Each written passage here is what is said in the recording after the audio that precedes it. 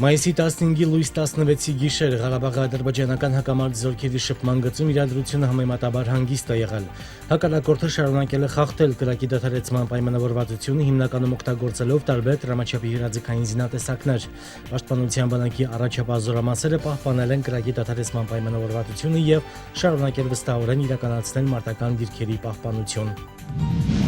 Հայ-ադրբեջանական պետական սահմանագոտու հյուսիս-արևելյան հատվածում ևս այս գիշեր ադրբեջանական կողմը կրկին տարբեր դրամաչափի հրաձգային եւ դիպուկահար զինատեսակներից անկանոն բնույթի կրակահարթեր արձակել հայ դիրքապահների ուղղությամբ։ Հայաստանի Հանրապետության զինված ուժերը վերահսկում են սահմանային իրավիճակը եւ վստահորեն իրականացնում առաջադրված խնդիրները։ Արցախի Հանրապետության նախագահ Բակո Սահակյանը երկրի հյուսիսային ուղղության մարտական հենակետերից մեկում է։ Ղարաբաղի ադրբեջանական հակամարտ զորքերի շփման գծի այս հատվածում էլ հակառակորդն ապրիլի սկզբին հարձակման փորձ էր արել։ Այստեղ էլ հայ դիրքապահների պատժիչ հարվածը չի ուշացել, որից հետո շփման գծում կրկին հարաբերական անդոր է։ Իրավիճակը գումարտակի պաշտպանության տեղամասում կայուն է։ Հակառակորդը ոչ մի ոտնձգություն, ասենք փորձություններ չի եղել եւ համոզված եմ,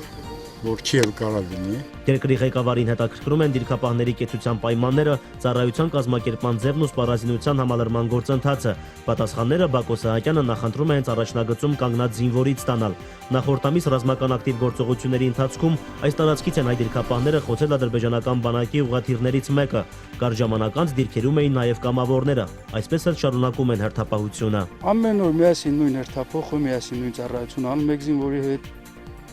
Զինվորը առանց մեջ չկայնում, մեկ առած զինվոր նույն ծառայություն անում։ Իմ ծառայած վաղտվա զինվորն ու այսօրվա զինվորը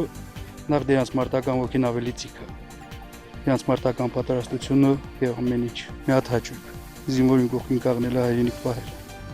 Մնացածը սա հանգիստ նորմալ գողլա։ Երկրի ղեկավարի զրույցը զորամասի հրամանատարության հետ հենց մարտական դիրքում առաջնագծում ծառայությունն ավելի հարմարավետ դարձնելու նպատակ ունի։ Դիրքապահներն ասում են կրակի դադարեցման բանավոր պայմանավորվածությունն ադրբեջանական կողմը շարունակում է խախտել, բայց այլ գործողություններ չի ձեռնարկում։ Գումարտակի հրամանատարի խոսքով սահմանի մյուս կողմում կուտակումներն էլ պաշտպանության համար են։ Խուճապի մթնոլորտը նկատելի է։ Սպասում է, որ մենք պետք է հարձակենք ու այդ սպասողականը միշտ իրենց մոտ կա ամեն օր։ Այդ հերթափոխերը իրանց հետ ամեն դիրքերում անձնակազմի ավելացնելը հուշում է այն, որ այո, միշտ իրանք սպասում են։ Ըստ երկրի ղեկավարի շարունակվելու են նաև հենակետերի կահավորումը եւ համալրումը ժամանակակից սարքավորումներով։ Բակո Սահակյանը հետամուտ է, դրված խնդիրները կատարվելու են ժամանակին։ Նարեկ Սահակյան, Մհեր Մկրտչյան, օր։ Հարավային ուղղությամբ հենց այս հատվածում էր հակառակորդն ապրիլին փորձել ճեղքել մեր պաշտպանության բնակիցը։ Նախագահ Բակո Սահակյանը տեղում է գնահատել իրավիճակը։ Մեր դիրքապահները երկարատև մարտերից հետո անցել են գրագետ պաշտպանության, ինչի հետևանքով Արցախի զինուժը խուսափել է մեծաթիվ զոհերից։ Իսկ ադրբեջանական բանակի բլիցկրիգը ոչ միայն ձախողվել է, այլև հակառակորդը կրել է մեծաթիվ մարդկային եւ նյութական կորուստներ ու ետ շպրտվել։ Իրավիճակը գումարտակի պաշտպանության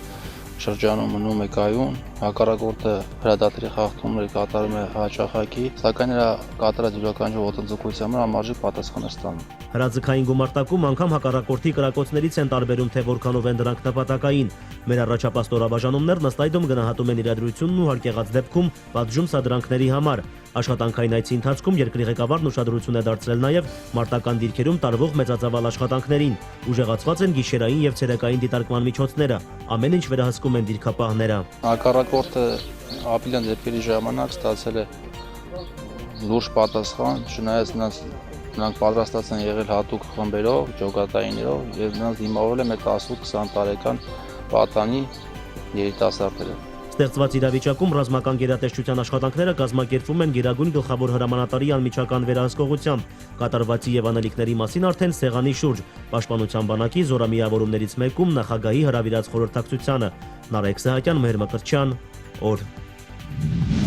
Հադրութի շրջանի տաք գյուղը ընդամենը 32 տնտեսություն ունի։ Այն այժմ ընդգրկված է Հադրութի համայնքում, հանդիսանալով դրա թաղամասերից մեկը։ Այստեղ հիմնականում պահպանվել է 19-րդ դարի եւ 20-րդ դարի սկզբի գյուղական միջավայրը։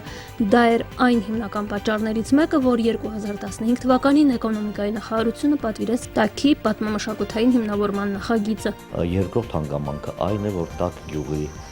բնակելի տները իրենց վրա կրում են բնակարանաշինության 3 աստիճանների, 3 տարբեր փուլերի հետքեր, այսինքն իրենք կառուցված են հիմնականում այսպես կոչված ғարադամների, հազարաշենիների հիման վրա ու շատ հստակ երևում են այդ նախկին բնակարանաշինության հետքերը գրեթե բոլոր շինություններում տակ գյուղի։ Մյուս հանգամանքը այն է, որ ինքը գտնվում է շատ մոտ Հադրութ քաղաքին, ունի շատ լավ միջավայր բնական առումով նաև, ունի մեծ աղբյուրներ եւ այդ առումով արժեքավոր է որպես բնակավայր, որը պետք է պահպանվել անաղարտ։ Պատմամշակութային հիմնավորման նախագծերը նախ եւ առաջ տվյալ տարածքում տալիս են շինությունների նկարագիրը եւ արժեքը պատմամշակութային տեսանկյունից։ Ճարտարապետ Հովհաննես Սանամյանն, ով նման նախագծեր կազմել է Արցախի մի շարք բնակավայրերի համար, աշխատել է նաեւ Տյաքում։ Հիմնական նպատակը ուսումնասիրել բնակավայրը,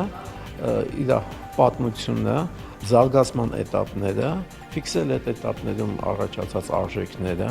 կազմել այդ բնակավայրի պատմամշակութային անշարժ հուշարձանների ցուցակը, նրանց պահպանական գոտիները եւ առաջարկել հայեցակարգ բնակավայրի հետագա զարգացման համար հիմնելով իր պատմաճարտարապետական պոտենցիալի վրա։ Ըստ գյուղի պատմամշակութային հիմնավորման նախագիծը կազմած մասնագետների, Տաքի միջավայրը հնարավոր է օգտագործել էկոտուրիզմի եւ ագրոտուրիզմի զարգացման համար։ Ուրեմն վերին թաղը առաջարկում ենք այդ պատմական կառույցները վերականգնել իրենց նախնական տեսքով եւ անել հյուրանոցներ։ Նաեւ առաջարկում ենք ելնելով իր բնակլիմայական պայմաններից, որտեղ այնտեղ լավ այգիներ կան, բաժանումներ կան, ուրեմն այնտեղ զարգացնել այսպես կոչված ագրոտուրիզմը, որ